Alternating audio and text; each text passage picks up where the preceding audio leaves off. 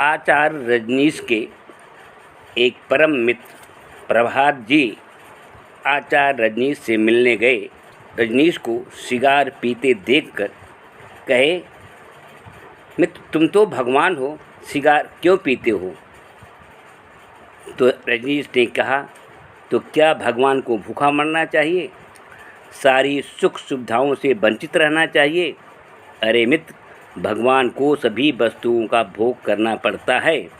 लोग भी तो सभी प्रकार की चीज़ें भगवान को चढ़ाते हैं। भगवान को भक्तों की भावनाओं का ध्यान रखकर उनकी दी हुई वस्तुओं का उपभोग करना ही पड़ता है। मित्र, जिसको तुम भ्रष्ट और अनैतिक कार्य कह रहे हो, वह एक सहज स्वाभाविक क्रिया है। यौन संबंधों को लेकर इतना सोचने विचारने की आवश्यकता नहीं। मित्र, तुम पुरानी रूढ़ियों से ग्रस्त हो। तुम्हारी खोपड़ी की सफाई जरूरी है, किंतु चिंता मत करो, मैं तुम्हें नया जीवन दर्शन दूंगा। आचार्य रजनीश कहते हैं, मैं जानता हूँ कि सब धर्म इंद्रियों के दमन पर जोर देते हैं, किंतु मित्र, यह तो तुम भी जानते हो कि इंद्रियों के दमन के ऊपरी दिखावे के परिणाम स्वरूप ही सब धर्मों में इतनी घोर अनैतिकता व्याप्त है। कौन सा धर्म है जो अनैतिकता से मुक्त हो? तुम्हें यह बताने की ज़रूरत नहीं है। बंधु, धर्म की आड़ में मंदिरों में, तीर्थ स्थानों में क्या क्या हो रहा है। धर्म ने इंद्रियों की प्राकृतिक क्रिया, नैसर्गिक आवश्यकता का दमन करने का जितना प्रयत्न किया है, इंद्रियों ने उतना ही विद्रोह किया है। मैं मानता हूँ कि इंद्रियों की इच्छाओं की पूर्ति होने दो। मैं इंद्रियों के समन पर विश्वास करता हूँ। फिर रजनीश के मित्र प्रभात ने कहा, रज्जू भैया, पहले तो आप पाखंडों का बड़ा विरोध करते थे।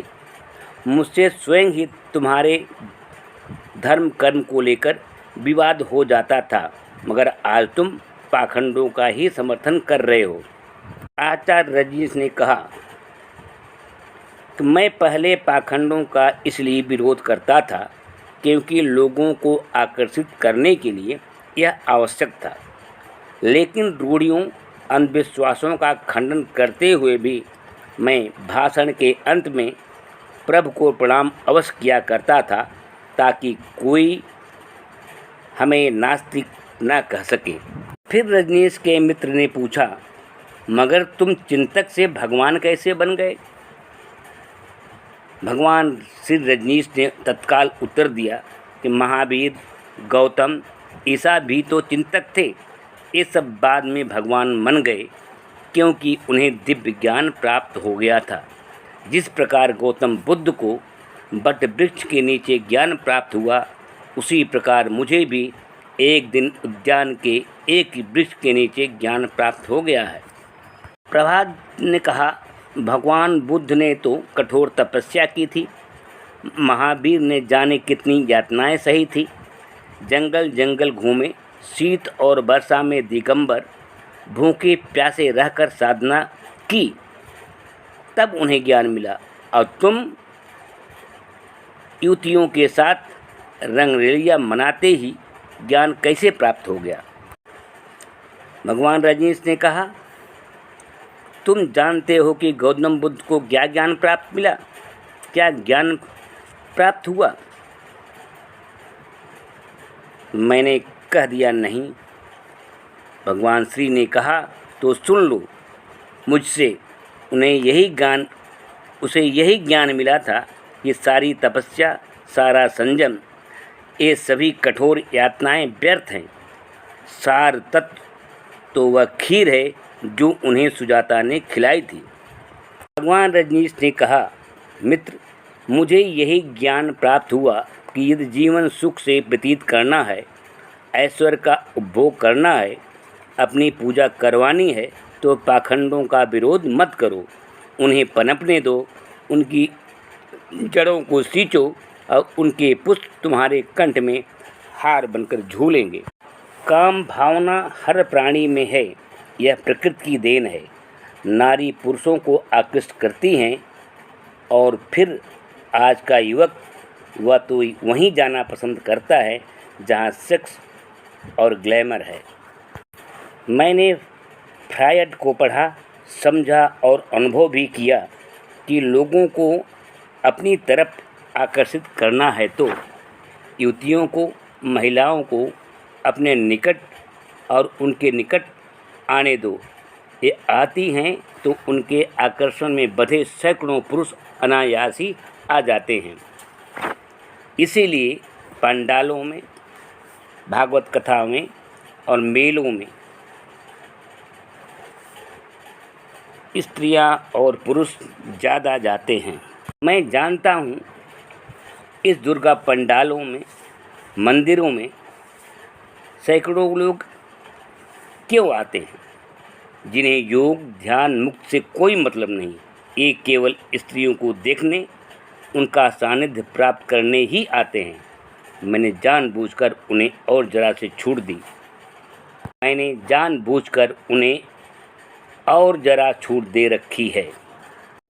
वे मिल सकते हैं, एक दूसरे को आलिंगन पास में बांध सकते हैं, मनचाहा कर सकते हैं। मैं क्यों स्त्री पुरुष के इस नैसर्गिक मिलन में बाधक बनूं? यह मिलन कल्याणकारी भी है। प्रकृति भी यही चाहती है।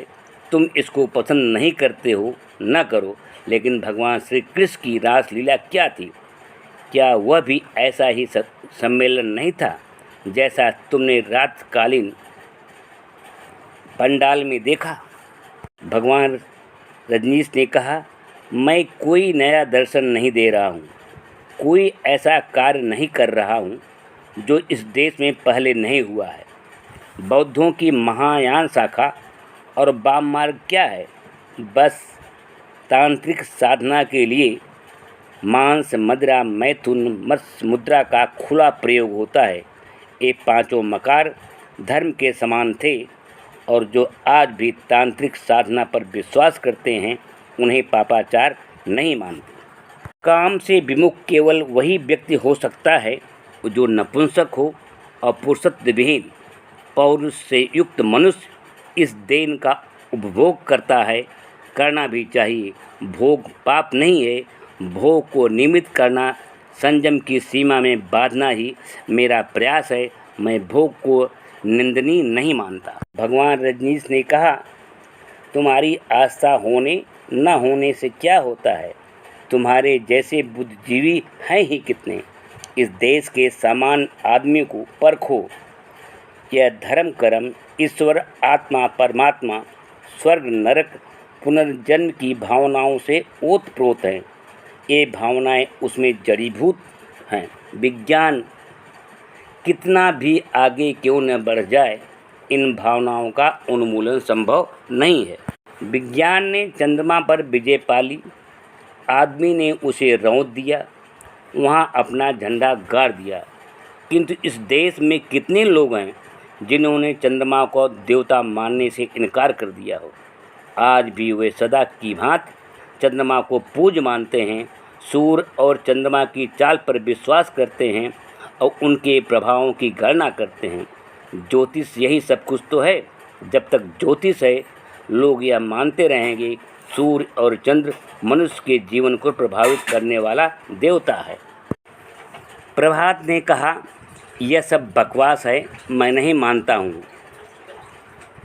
भगवान रजनीश ने कहा, मैं भी जानता हूँ कि यह सब बकवास है, मगर आम आदमी तो इन सब बातों पर विश्वास करता है। आज भी बड़े से बड़े पढ़े लिखे लोग सूर्य ग्रहण और चंद्र ग्रहण को धार्मिक क्रिया मानते हैं, हालांकि वे जानते हैं कि यह सब नक्षत्रों की चाल का परिणाम है। ग्रहण पड़ा और एक आदमी सूर्य देवता या चंद्र देवता की मुक्ति के लिए भगवान से प्रार्थना करने लगते हैं, दान पुण्य करने लगते हैं और नदियों में स्नान करते हैं। समझते हैं कि उनके दान पुण्य के प्रभाव से सूर्य और चंद्रमा मुक्त हो जाएंगे और राहु केतु उनको छोड़ देंगे। लेकिन ये ग्रहण लाखों वर्षों से पड़ रहे हैं। लाखों बार लोगों ने देखा कि बिना दान पुण्य, पूजा, स्नान के भी ग्रहण चल जाता है। वह तो पृथ्वी की छाया है जो घूमती हुई आगे निकल जाती है। आप दान कीजिए या ना कीजिए, स्नान कीजिए या न कीजिए, वह छाया तो हट ही जाती है। मगर लोग इसको जानते हुए भी इस ग्रहण को धार्मिक कृत मानते हैं।